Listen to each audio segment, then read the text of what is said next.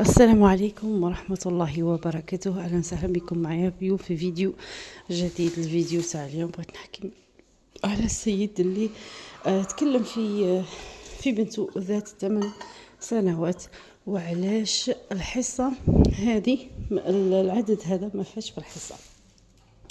أول حاجة كما تكلمنا سابقا في الفيديو، هذا الإنسان جاء تكلم. هو أولا منفصل، الزوجة تاعو يعني تزوجت، وطليقة تاعو يعني تزوجت، وهو تاني متزوج. راكم تشوفوا هنا في الصورة مع ولده في صفحة تيك توك. وهذه الصورة اللي راكم تشوفوا فيها صورة جديدة، وكما راكم تشوفوا الملامح تاعه إنسان يضحك يقصر، حتى أنه بنته الصغيرة هذيك مصورها وحطها في التيك توك، يعني باش تشوفوا. أول حاجة يعني إنسان كي يقولك بنتي تتصور وتعمل وتفعل، ما راهيش من مخها دير كيما هاك، لابد يكون فيه إنسان علمها الصوالح ولا لها الصوالح. هذه أول حاجة. ثاني حاجة، كي جا الحصة بدا يبكي. بنتي الهاتف تاعها شفتاه وعندها يعني صور وفيديوهات، وبدا يبكي، ما نقدرش نعتهم لكم، ما نقدرش نوصفهم، ويبكي ويساوي. كيما شفتوا هذوك مقتطفات فقط، هي الحصه فاتت، ولكن احنا عندنا ما شفناهاش. ف جاو الناس 90% من الجزائريين اول حاجه ما جاوش معاه. يمكن قاع نقولوا سيدي القصه حقيقيه، ما جاوش معاه لانه ماشي من صفات نتاعنا احنا المسلمين نفضحوا الغير. اول حاجه هذه. ثاني حاجه، هذه بنتك، يعني العرضه تاعك والشرف تاعك. كيفاش تجي تتكلم في الحصه؟ تعرف بلي حصه كي ما يتفرجها 20 مليون ولا 10 مليون جزائري، بلا جاليه خارج تاع الخارج، بلا اللي يبغوا يتفرجوها من المغرب، من تونس، من مصر. يعني هذه فضيحه من العيار ثقيل. كيفاش انسان مسلم يتكلم في عرضه وفي شرفه؟ يعني كاين اللي تلقاه كيما يقول لك يغير من نسمه الهواء على داره، على ولاده، بناته خصوصا. يعني هذا جاي يتكلم بكل اريحيه ويبكي، وشتها عامله فيديوهات وكذا وكذا. اين انت؟ اين هذا الام؟ كيفاش طفله عندها 8 سنين عندها تليفون؟ هذه تدخل للمخ، هذه ما تدخلش اصلا للمخ. المهم هذا هو الموضوع تاعه.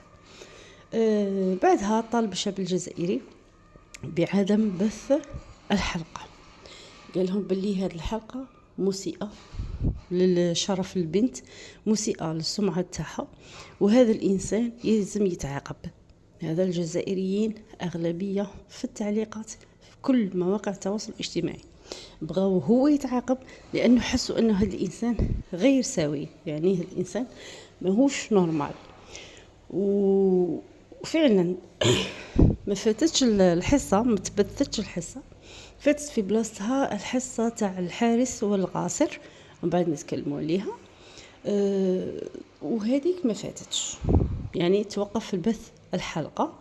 وفي نفس الوقت كانوا يطلبوا من حمايه يعني تاع الطفوله والامومه، عفوا تاع الطفل،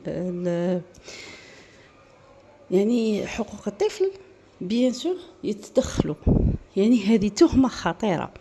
وزيد بزياده كما قالت فريده عبري هنا تاني، هذه نتكلموا على بنت قاصر، هي تكلمت على هذا الكلام في الحلقه اللي جازت في مكان هذه الحلقه تاع الحارس والقاصر. كما قالت السيده فريده عبري اللي تحيها من هذا المنبر، قالت باللي القانون الجزائري ما يرحمش. القاصر كي تخرب فيه عندك 10 سنين بلا ما كاش اللي يقلح لك سجن. القاصر ما يلعبوش معه. فحذاري ثم حذاري ثم حذاري. هذا الانسان رمى بنفسه الى التهلكه مهما كانت النتيجه، ومهما كانت يعني لو بوت كما نقولوا الهدف اللي بغى يوصله. وبزاف الناس يقولوا باللي راه حاب الحضانه، حاب يد بنته من عند الام تاعه. يا اخي بغيت تدي بنتك، كاين قانون، كاين تفاهم، كاين عائلات والقانون اصلا يعطيها لامه حتى لو تزوجت، كاين مفاهمه، كاين لاج كي يوصل له الطفل يقرر هذاك الشيء، ماشي بهذا يعني هذه الفضيحه اللي درتها اللي راح تخلي بنتك عقدتها والحمد لله يا ربي اللي ما فاتش الحصه. هذا هو كان السبب الحقيقي. ان شاء الله يديروا اعاده النظر في هذا الموضوع، ونتلاقاو في فيديو اخر بلا ما نطول عليكم. كاين بعض الجديد، انتظروني في الفيديو القادم.